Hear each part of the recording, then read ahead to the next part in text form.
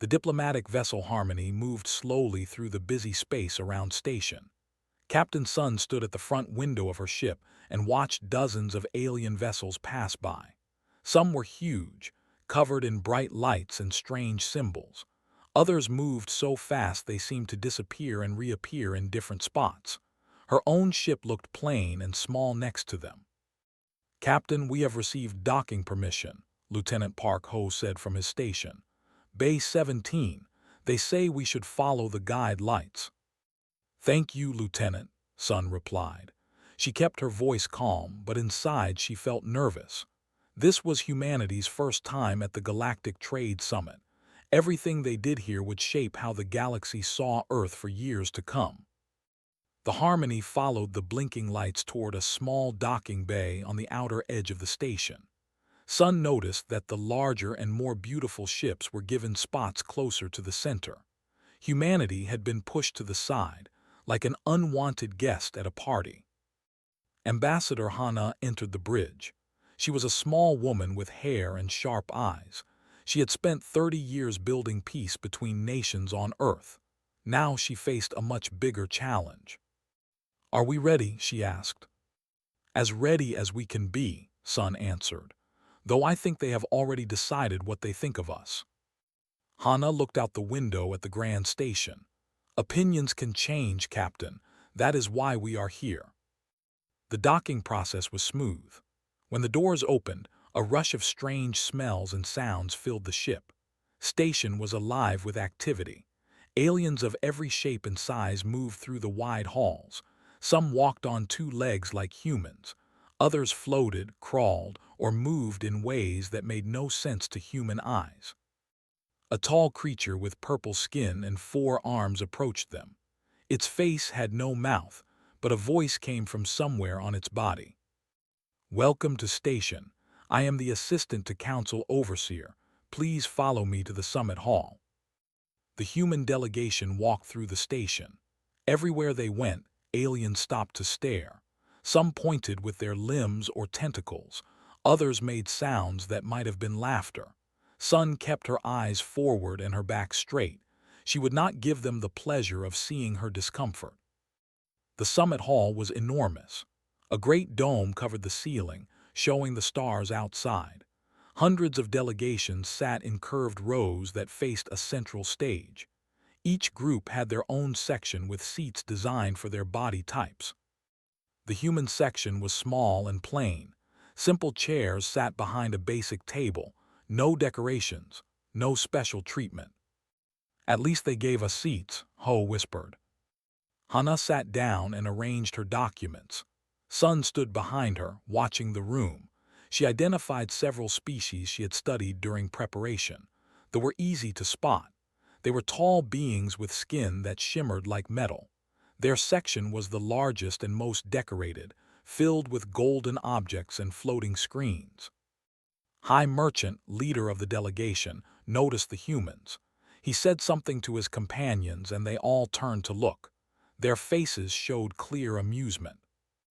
The summit began with a welcome speech from Council Overseer, a being made of shifting light that floated above the central stage. The speech was long and full of formal words that the translation device struggled to convert. When the trading discussion started, the spoke first. "Before we begin," said, his voice smooth and confident, "I believe we should acknowledge the new arrivals." He gestured toward the human section. "The species called humans have finally crawled out of their little world and joined us among the stars." Soft laughter rippled through the hall. "Tell me, humans," continued, "how long did it take your species to discover faster-than-light travel? I understand it was quite recent." Hana stood calmly. "We achieved functional hyperspace travel 12 years ago." More laughter, louder this time. "12 years," exclaimed. "They have traveled between stars for over 10,000 years, and yet you come here seeking trade partnerships as if you were our equals." A delegate from another species spoke up. "I have seen images of their ships. They use solid metal hulls, actual physical barriers against space, like primitive armor." Their weapons still use explosive projectiles, another added. Chemical reactions pushing metal through space. I thought such things existed only in museums. The mockery continued. Species after species found something to criticize about human technology. Their engines were too slow. Their communication systems were too simple. Their medical technology was laughable. Through it all, Hannah remained standing with a polite smile on her face. She did not argue or defend. She simply listened. Sun gripped the back of her chair tightly. Her knuckles turned white. She wanted to speak, to tell them that humanity had fought through centuries of war and hardship to reach the stars. But Hannah had given clear orders. They would not react to insults with anger. Finally, the mockery died down, spread his forearms in a gesture of false welcome. But please do not misunderstand. We are happy to have you here. Every civilization must start somewhere. Perhaps in a few thousand years, you will be ready to truly participate in galactic affairs. Hannah bowed her head slightly. We thank the High Merchant for his kind words. Humanity looks forward to proving its worth through action rather than words.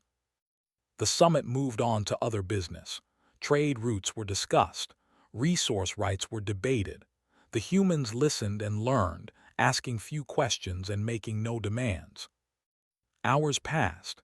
Sun was beginning to think the first day would end without further incident when a harsh alarm suddenly filled the hall. Red lights flashed across the dome ceiling. Council Overseer raised a limb for silence. We have received an emergency signal. The colony World 4 is under attack by raiders. They request immediate assistance. The hall erupted in concerned murmurs. Sun noticed that many delegations looked frightened at the mention of the. This is terrible news, said, but 4 is not under protection. We cannot risk our ships for a world that pays us no tribute. Other delegations quickly agreed. One by one they refused to help. The colony was not their problem. The risk was too great. They were too dangerous. Hannah stood again. The people of 4 are dying while we sit here and talk. Will no one help them? Looked at her with something like pity. This is the reality of the galaxy, little human. The strong survive, the weak perish. It has always been this way. Silence fell over the hall. The alien delegations watched the humans with curious expressions. They expected anger, perhaps tears. They expected the newcomers to accept their helplessness. Instead, Captain Sun stepped forward. She pulled a small device from her pocket and pressed a button. A brief message was sent across the stars, traveling faster than any alien technology could track. "What are you doing?" asked. Sun put the device away and looked at him with calm eyes. "Help is already on the way." The sky above 4 burned orange and red as enemy ships descended through the atmosphere. Commander Shin Dongwu watched from the window of the colony's defense center. His hands were steady, but his heart beat fast. They had come without warning, and they had come in force. "How many ships?" he asked his officer. 47 confirmed. More are arriving every minute. Dongwu closed his eyes for a moment. The colony had 3 defense turrets and 2 small patrol ships. Against 47 raiders they had no chance. But surrender was not an option. They did not take prisoners. They took slaves. "Send out the evacuation order," he commanded. "All civilians to the underground shelters, military personnel to defensive positions." The officer hesitated. "Sir, the shelters cannot hold everyone." "Then we hold the line long enough for them to try." Dongwu grabbed his weapon from the rack. "Every minute we fight is another minute for our people to hide." Outside, chaos had taken over the colony streets. Families ran toward the shelter entrances, carrying children and whatever belongings they could grab. The sound of explosions grew closer as ships began their attack runs. Medic Li Bin pushed through the crowd in the opposite direction. While everyone else ran toward safety, she ran toward the medical center. Her white coat was already stained with dust and sweat. "Dr. Li," a soldier called out, The shelters are that way. The wounded will not treat themselves, she shouted back without stopping. The medical center was a simple building near the center of the colony. When Ben arrived, injured people were already being carried inside. Burns, broken bones, and wounds from falling debris filled the beds quickly. She tied back her hair and got to work. There was no time for fear. There was only the next patient, the next wound, the next life to save. Commander Shin led his soldiers to the main defensive line at the colony's edge. They took positions behind barriers and buildings, their weapons pointed toward the approaching enemy ground forces. The ships had dropped troops on the surface. Hundreds of raiders were now marching toward the colony. There were ugly creatures. They stood on 4 legs with 2 arms ending in sharp claws. Their skin was rough and dark like stone. Their eyes glowed yellow with hunger and cruelty. They carried weapons that fired bolts of burning energy, and they moved with the confidence of predators who had never known defeat. "Hold your fire until they reach the marker," Dongwu ordered through his communication device. "Make every shot count." The soldiers waited. Some whispered prayers. Others checked their weapons one last time. A young private nearby was shaking so badly he could barely hold his rifle. Dongwu placed a hand on the young man's shoulder. "What is your name, soldier?" "Private Min, sir." "Min, look at me." The commander's voice was firm but kind. "Today we fight not to win but to protect. Every second we stand is a second our families have to reach safety. Can you do that? Can you give them one more second?" Min swallowed hard and nodded. His shaking slowed. "Good, now get ready." They reached the marker. Dongwu raised his hand and then dropped it sharply. "Fire!" The defensive line exploded with gunfire. Human weapons were simple compared to alien technology. They used metal bullets powered by chemical explosions, but those bullets flew fast and hit hard. The first wave fell under the barrage. The raiders paused in surprise. They had expected easy prey. Instead, they found determined resistance. A commander screeched orders. The raiders regrouped and pushed forward again, firing their energy weapons. Bolts of hot light struck the barriers. Soldiers screamed as they were hit. "Hold the line," Dongwu shouted. "Keep firing." The battle became a nightmare of noise and light. Humans fell, but they took with them. For every soldier who died, 3 raiders went down. The ground became covered with bodies from both sides. At the medical center, Bin worked without rest. Wounded soldiers were carried in faster than she could treat them. Her hands moved automatically, stitching wounds, applying bandages, and giving injections for pain. A young woman was brought in with a terrible burn across her arm. She was crying and calling for her mother. Ben held her hand tightly. "I am here. You are safe now. Let me help you." She treated the burn as gently as possible, speaking soft words to keep the girl calm. There was no time for proper care, but she did what she could. When finished, she moved to the next patient without pause. Back at station, the alien delegations watched the battle through long-range sensors. Large screens showed the colony under attack, the desperate fighting, and the numbers growing with each passing minute. High Merchant watched with a bored expression. "They fight hard for such primitive beings, but it will make no difference. 4 will fall within the hour." Lieutenant Park Ho stood at the back of the human section, monitoring communications. His equipment picked up transmissions from the fleet.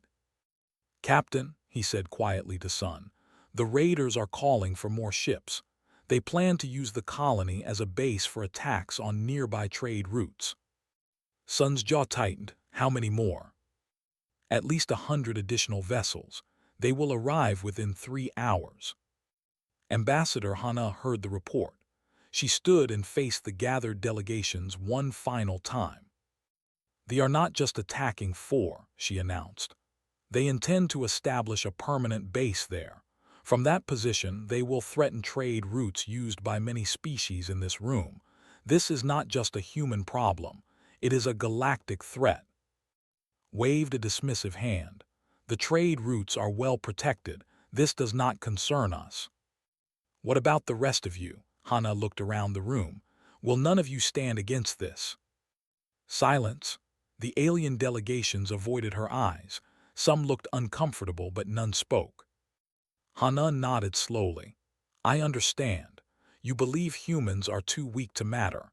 You believe our technology is too primitive to make a difference. You believe we will die quietly and the galaxy will move on." She paused and looked at Captain. "But you do not know humans very well." At that moment, every sensor system in station screamed with alarm. The screens showing the battle suddenly displayed a new object. Something massive was approaching 4 at a speed that should have been impossible. "What is that?" someone demanded. The sensor officers checked their readings again and again. They could not believe what they were seeing. "It is a ship," one of them finally said. "A human ship." Leaned forward, his metallic face showing confusion. "That cannot be right. Human ships are small and slow. This reading shows something larger than our greatest cruisers." Captain Sun allowed herself a small smile. She had waited for this moment since the mockery began. "That is because you have only seen our diplomatic vessels," she said calmly. "You never asked what we build when we expect a fight." On the screens, the massive energy signature grew closer. It was heading straight for the fleet, and it was not slowing down. On the surface of 4, Commander Shin fought on with his remaining soldiers. They had been pushed back to the inner streets. Ammunition was running low. Half his forces were dead or wounded. He knew they could not last much longer. Then Private Min pointed at the sky with a trembling hand. "Commander, look." Dongwu looked up. Through the smoke and fire, something was coming. Something enormous. A shadow fell across the battlefield as the largest ship he had ever seen dropped out of the clouds. They stopped firing. They stared upward in confusion. For the first time since the attack began, Commander Shin laughed. "Keep fighting," he roared to his soldiers. "Our people have arrived." The battleship Unconquered dropped out of hyperspace like a giant waking from sleep. It was massive beyond imagination, stretching nearly 3 kilometers from front to back. Its hull was made of dark metal and marked from years of testing and preparation. Hundreds of weapon ports lined its sides, each one glowing with barely contained energy. Admiral stood at the center of the command bridge. He was a tall man with hair and calm eyes that had seen many battles. Around him, officers worked at their stations with perfect focus. "Status report," he commanded. "We have arrived at 4, Admiral," his navigation officer announced. "Fleet detected, 53 vessels in orbit with more on approach." "And the colony?" "Still fighting, sir. Ground forces are holding defensive positions." Nodded. The colonists had done well to survive this long. Now it was time to end this. "Open a channel to the enemy fleet. All frequencies." The communications officer pressed several buttons. "Channel open, Admiral." Spoke clearly into the broadcast. His words traveled across space to every ship. "This is Admiral of the Earth battleship Unconquered. You are attacking a world under human protection. You have one chance to withdraw. Take it or be destroyed." Silence followed. Then a harsh, ugly voice responded. "Human, we know of humans. Weak creatures with weak ships. Your threat means nothing. This world belongs to the now." The communication cut off with a burst of static. On the tactical display, the fleet began to move. They were turning toward the Unconquered, weapons charging. Weapons officer looked up from her station. "They are attacking, Admiral, all vessels." "Then they have made their choice," straightened his uniform. "All hands battle stations. Bring weapons online." Throughout the massive ship, alarms sounded. Thousands of crew members ran to their positions. Gun crews loaded ammunition into massive cannons. Energy systems powered up to full capacity. The Unconquered began to move forward, heading straight toward the enemy fleet. At station, the alien delegations watched in stunned silence. The screens showed the human battleship advancing against 53 vessels. It did not turn or try to avoid them. It flew directly into their formation. "This is madness," High Merchant said. "One ship against 53, they will be torn apart." Captain Sun stood with her arms crossed, watching calmly. "Keep watching." The ships opened fire. Hundreds of energy bolts flew toward the unconquered, filling space with deadly light. The shots struck the human ship's hull with tremendous force. Nothing happened. The energy scattered across the surface like water hitting stone. The unconquered kept moving forward, completely undamaged. "Impossible," an alien delegate whispered. "Their shield should have fallen." Lieutenant Park Ho smiled slightly. "That is not a shield, that is armor, solid armor." The aliens could not understand. Their technology had moved beyond physical protection long ago. They used energy barriers and deflection fields. The idea of simply building something too strong to break seemed primitive and foolish. But the unconquered was not foolish.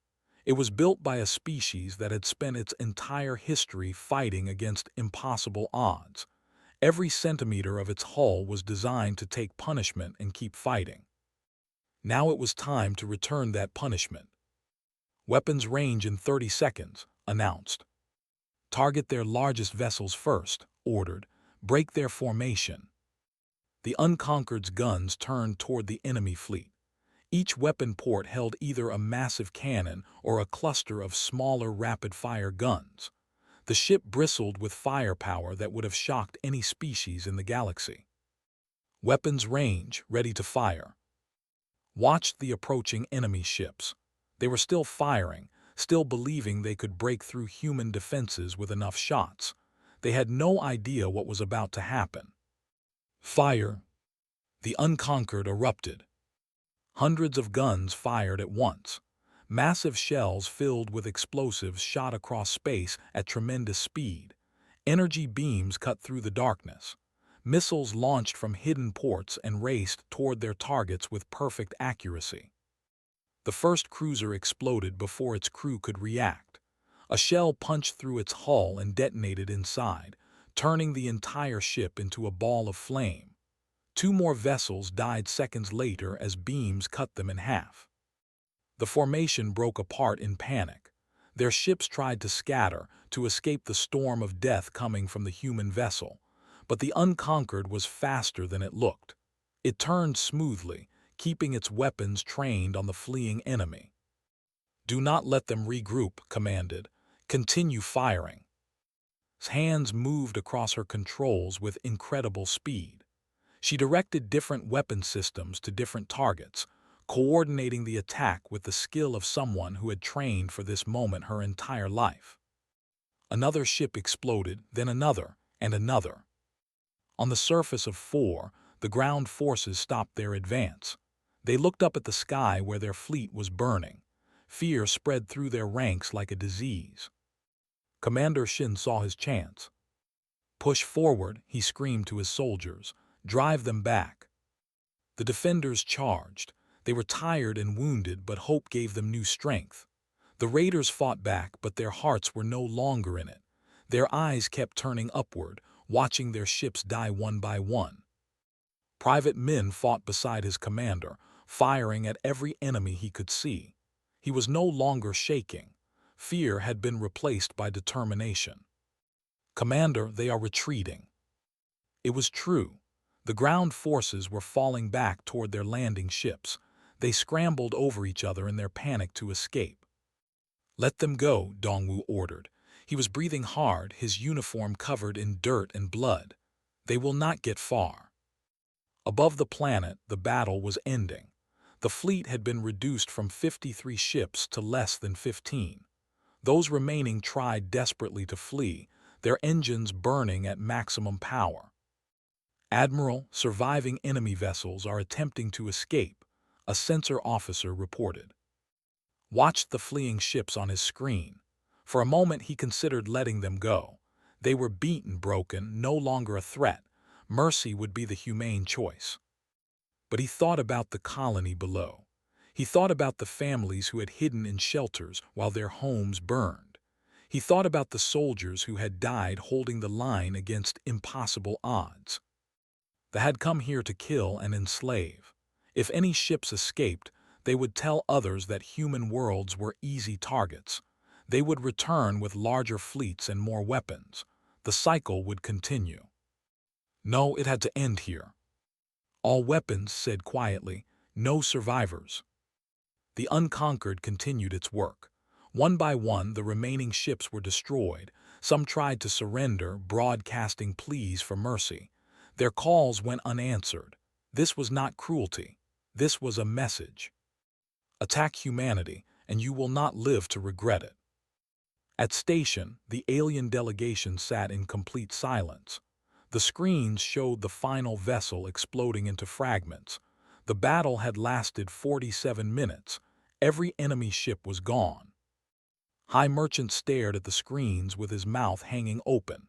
His confident expression had vanished, replaced by something very close to fear. That is not possible," he whispered. "One ship destroyed an entire fleet." Ambassador Hana stood calmly among her human colleagues. She showed no surprise, no excitement. She had known what her people were capable of. She had simply been waiting for everyone else to learn. "High Merchant," she said politely, "you called our ships metal boxes. You laughed at our primitive weapons. Tell me, are you still laughing?" Could not answer. None of the alien delegations could answer. They had spent centuries believing they were the most advanced species in the galaxy. In less than an hour, a single human ship had destroyed that belief. Captain Sun stepped forward. "The Unconquered is one of 12 battleships currently in active service," she informed the stunned room. "4 more are under construction. Humanity has been building for this day since we first reached the stars." She let that information settle before continuing. "We came to this summit seeking friendship and trade. We were met with mockery and dismissal. That was your mistake. Now you know what we truly are." She paused and looked directly at. "The question is, what happens next?" The smoke was still rising from the battlefield when the rescue shuttles descended from the Unconquered. They came down like metal birds, landing in open spaces throughout the colony. Medical teams rushed out with supplies and equipment, spreading across 4 to help the wounded. Commander Shin Dongwu sat on a broken piece of wall, watching the activity around him. His rifle lay across his knees. His hands were finally steady after hours of fighting. They had won. Against all odds, they had survived. A young officer approached and saluted. "Commander, Admiral wishes to speak with you. Communication link is ready." Dongwu nodded and accepted a small device. The screen flickered and showed the face of Admiral. The Admiral looked tired but satisfied. "Commander Shin, your ground forces held the line for almost 3 hours against a superior enemy. That is remarkable work."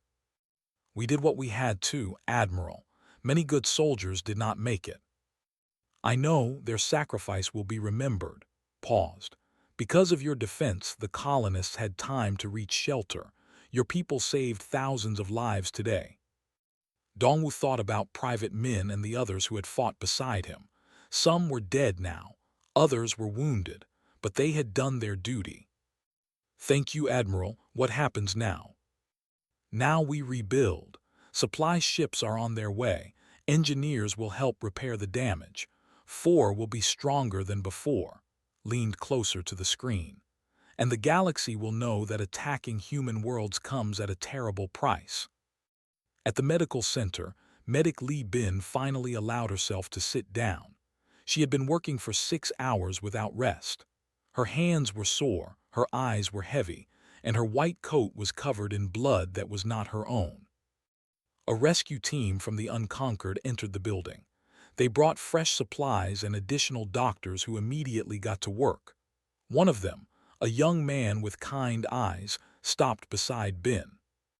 "You should rest," he said. "You have done enough." "There are still patients," she replied automatically. There are also other doctors now. Please, let us take over for a while. Ben looked around the crowded room. Wounded colonists filled every bed, but new medical staff were treating them with skill and care. For the first time in hours, she was not the only doctor fighting to keep people alive. She closed her eyes and let the exhaustion wash over her. "Just for a few minutes," she whispered. At station, Admiral had broadcast the complete battle footage across all galactic channels. Every species with access to the network could watch the unconquered tier through the fleet. The video spread like fire, reaching hundreds of worlds within hours. The reaction was immediate and powerful. Species that had never heard of humanity before now spoke of nothing else. Military leaders studied the footage with fear and fascination. Scientists tried to understand how human weapons could be so devastatingly effective. Politicians debated what this new power meant for galactic balance. High Merchant had retreated to the section of the station. He sat alone, watching the battle footage for the 10th time. His confidence was gone, replaced by deep worry. His assistant approached nervously. "High Merchant, Council Overseer requests your presence at an emergency session." "Tell him I am unavailable. He says attendance is required for all major delegations." Closed his eyes. He did not want to face the other species. He did not want to admit how badly he had misjudged humanity, but refusing the Council Overseer would only make things worse. "Very well, I will attend." The emergency session was smaller than the full summit. Only the leaders of the major delegations were present, along with the human representatives. Council Overseer floated at the center of the room, his light form flickering with unusual patterns. "We have all witnessed what occurred at 4, began. "The fleet has been completely destroyed. This is the first time in recorded history that they have suffered such a total defeat." Murmurs of agreement filled the room. They had terrorized trade routes for centuries. No single species had ever managed to stop them so decisively. "The humans have demonstrated military capability far beyond our previous estimates," continued. "This requires us to reconsider humanity's position in galactic affairs." High Merchant rose from his seat. His metallic face showed careful control, hiding the fear beneath. "We must ask questions," he said, trying to regain some authority. "The humans claim they came here for peaceful trade, yet they possessed a warship of incredible power. They hid this from us. They deceived us." Ambassador Hannah stood to respond. Her voice remained calm and measured. "We deceived no one, High Merchant. The Harmony was exactly what we said it was, a diplomatic vessel. You assumed that was all we had. You never asked what else we possessed." She paused to let her words sink in. Is it deception when someone does not tell you everything you did not bother to ask? Had no good answer. He had been so certain of human weakness that he never considered other possibilities. "You mocked our technology," Captain Sun added. "You called our ships metal boxes. You laughed at our weapons. We could have corrected you, but why should we? We came here for trade agreements, not to show off our military power." A delegate from another species spoke up. "The humans are right. We made assumptions based on first impressions. That was our error, not theirs." Council Overseer raised a limb for silence. "What matters now is the future. Humanity has proven itself capable of defending its worlds and crushing those who threaten them. The question is, how will this power be used?" All eyes turned to Ambassador. She took a moment before speaking. "Humanity did not build battleships because we wanted to conquer the galaxy. We built them because we knew the galaxy could be dangerous. Our history taught us that peace must be defended with strength." She looked around the room, meeting the eyes of each delegation leader. "We do not want war. We want trade, cooperation, and mutual respect. But we will not accept being treated as lesser beings simply because we are new to the stars. Today you saw what happens when humanity is pushed. Remember that lesson." Council Overseer nodded his flickering form. On behalf of the Galactic Council, I offer a formal apology for the dismissive treatment humanity received at this summit. It was wrong and it will not be repeated. The words hung in the air. An official apology from the Council Overseer was almost unheard of. The other delegations shifted uncomfortably, realizing they too owed apologies. Continued. In light of recent events, I propose that humanity be offered immediate membership in the Galactic Defense Pact, full membership with all rights and responsibilities. This caused a stir among the delegations. The Defense Pact was the galaxy's primary security alliance. New species normally waited decades for membership, proving themselves through small contributions and gradual trust building. High Merchant started to object, then stopped himself. What argument could he make? The humans had just demonstrated more military power than the possessed. Refusing them would only create an enemy. I support this proposal, he said instead, each word painful. One by one, the other delegation leaders agreed. The vote was unanimous. Ambassador accepted with a graceful nod. We are honored by this offer. However, I must consult with Earth Command before giving a formal answer. Humanity makes decisions together, not through any single representative. That is fair and proper, replied. Take whatever time you need. As the session ended, High Merchant approached the human delegation. His earlier arrogance was completely gone, replaced by careful respect. Ambassador, a word in private. Hana considered for a moment, then agreed. They stepped to the side of the room, away from other ears. Spoke quietly. I must know something. The Unconquered is one of 12 battleships, you said, and more are being built. That is correct. What else has humanity built that you have not shown us? Hana studied the High Merchant's face. She saw genuine fear there. Good. Fear could keep the peace when respect failed. High Merchant, humanity spent thousands of years fighting wars against ourselves. We developed weapons that could destroy our entire world. We built machines that could think and devices that could see across vast distances. We learned to survive every disaster nature and our own foolishness could create. She stepped closer. When we reached the stars, we did not forget those lessons. We prepared for the worst while hopping for the best. The Unconquered is not our most powerful weapon. It is simply the one we were willing to show. Went pale beneath his metallic skin. Why tell me this? Because you asked, and because I want you to understand something very clearly. Hana's eyes were hard as stone. Humanity wants peace, but we are very, very good at war. Never make us prove it again. She walked away, leaving the High Merchant standing alone with his thoughts. 3 weeks had passed since the Battle of Four. Station had changed in ways that no one could have predicted. The human section of the summit hall was no longer small and plain. It had been expanded and decorated with gifts from dozens of species seeking friendship with Earth. Ambassador Hana sat in her new office, reviewing trade proposals. The pile on her desk seemed to grow larger every day. Species that had ignored humanity before now offered exclusive partnerships, resource rights, and defensive alliances. Captain Sun entered with a cup of tea and set it beside the pile. More offers? Sun asked. 15 today. They want to give us mining rights to 3 systems in exchange for a military alliance. Hana picked up the document and shook her head.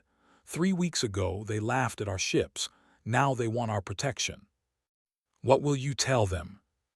The same thing I tell everyone. We will consider all offers carefully and respond according to Earth Command's decision. Hana took a sip of tea. Humanity will not be bought or bullied. We choose our friends based on how they treat us, not what they offer us. Sun smiled. You sound like my grandmother. Your grandmother was wise. Hana set down her cup. Speaking of wise decisions, I have news for you. Earth Command has approved your promotion. You are now Fleet Captain, Commander of the new diplomatic fleet. Sun straightened in surprise. Diplomatic fleet. 6 vessels, including 2 escort warships. We learned from this experience, diplomatic missions will no longer travel unarmed. Hana stood and offered her hand. Congratulations, fleet captain. You earned this. Sun shook her hand firmly. Thank you, ambassador. I will not let humanity down. Far away on Earth, Admiral stepped off a transport ship and onto solid ground. The spaceport was crowded with journalists, military officials, and ordinary citizens who wanted to see the hero of 4. He walked through the crowd with his head down, uncomfortable with all the attention. He had done his duty, nothing more. The celebration seemed excessive. A young officer met him at the edge of the crowd. Admiral, your transport to command is ready. Thank you, glanced back at the cheering people. Do they really need to make such a fuss? Sir, you destroyed 53 enemy ships without losing a single crew member. You saved a colony of 40,000 people. Yes, they need to make a fuss. Sighed but allowed himself a small smile. I suppose you are right, let us go. I have reports to deliver. On 4, the colony was slowly healing. Buildings were being repaired. Streets were being cleared. Life was returning to normal, though the scars of battle remained visible everywhere. Medic Li Bin walked through the newly rebuilt hospital, checking on patients. She had been offered a position on Earth, a prestigious job at a major medical center. She had refused. These people need me, she had told the officials. I will stay where I am needed. Now she moved from bed to bed, offering smiles and kind words along with medical care. The young woman with the burned arm was healing well. She would have scars, but she would live. Dr. Li, the young woman asked, why did you stay? During the attack, I mean. Everyone else was running to the shelters. Bin sat on the edge of the bed. Because running away would not have helped you. Someone had to stay and take care of the wounded. I was trained to be that someone. Were you not scared? Of course I was. Bin patted the young woman's hand. Being brave does not mean you are not afraid. It means you do the right thing even when you are terrified. Commander Shin Dongwu had received his promotion and new orders. He would travel to space to train Allied soldiers in ground defense tactics. The same species that had once mocked humanity now wanted to learn from them. His first class would begin in 3 days. 20 officers would sit in a room and listen to a human explain how to fight and survive against overwhelming odds. The thought made him laugh. Private Min found him packing in his quarters. Commander, are you really leaving? Just for a few months, I will be back. Dongwu looked at the young man who had fought beside him. You did well during the battle. I am recommending you for promotion. Min beamed with pride. Thank you, sir. Do not thank me yet. Promotion means more responsibility, more work, more difficult choices. Dongwu clapped him on the shoulder. But I think you are ready for it. At station, news arrived that sent another wave of shock through the galactic community. Though the terror of the trade routes for centuries had sent an official message to the Galactic Council. They surrendered. The message was short and direct. They would cease all raiding activities. They would release all slaves taken in the past decade. They would pay reparations to affected worlds. And they made one specific request. Keep humanity away from their territory. Council Overseer read the message to the gathered delegations. When he finished, silence filled the hall. High Merchant leaned back in his seat, staring at the ceiling. They had terrorized the galaxy for 1,000 years. They had killed millions. They had destroyed countless ships and colonies. And they had surrendered because of one battle against one human ship. He thought about Ambassador's words. The unconquered is not our most powerful weapon. It is simply the one we were willing to show. What else did humanity possess? What other secrets were hidden behind those calm, determined eyes? Decided he never wanted to find out. Ambassador Hana accepted humanity's official invitation to join the Galactic Council as a full member. The ceremony was held in the Great Summit Hall, with representatives from every major species in attendance. She spoke briefly, thanking the Council for their welcome and promising that humanity would be a responsible and cooperative member of the galactic community. "We come to you not as conquerors but as partners," she said. "We seek trade, knowledge, and friendship. We offer the same in return, but make no mistake, we will protect ourselves and those who stand with us. This is not a threat. It is simply who we are." The delegations applauded, some with genuine warmth, others with carefully hidden fear, all with respect. That evening, Fleet Captain Sun joined Ambassador on the observation deck of station. They stood together, looking out at the endless stars. "It is beautiful," Sun said quietly. "It is," Hana agreed, "and now it is ours to explore." The galaxy expected us to fail. They thought we would come crawling back to Earth, humiliated and broken. Hana smiled. They did not understand us. They judged us by our technology, our appearance, our newness. They never bothered to learn what humanity truly is. "And what is that?" Hana was quiet for a long moment. When she spoke, her voice was soft but filled with pride. "We are survivors. We have faced extinction many times from nature and from ourselves. We have known war, disease, disaster, and despair. Each time we have risen stronger than before." She turned to look at Sun.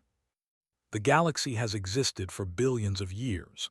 They think in centuries and they believe progress must be slow and careful. But humanity evolved on a world that tried to kill us every day. We learned to adapt quickly, to fight fiercely, to never give up no matter how hopeless things seemed." Sun nodded slowly. "They saw our small ships and primitive weapons and thought they understood us. They saw the surface, they missed the fire beneath." Hana looked back at the stars. "Now they have seen a glimpse of that fire. They will not make the same mistake again." The two women stood in comfortable silence, watching distant suns twinkle in the darkness. Behind them, the station hummed with activity as dozens of species went about their business. Ahead of them, the galaxy waited with endless possibilities. Humanity had taken its first steps among the stars and stumbled. They had been mocked and dismissed, but they had stood up again, stronger than before. The galaxy had its chance to ignore them. That chance was gone. Now the stars belonged to everyone who dared to reach for them, and humanity intended to reach further than anyone had ever dreamed.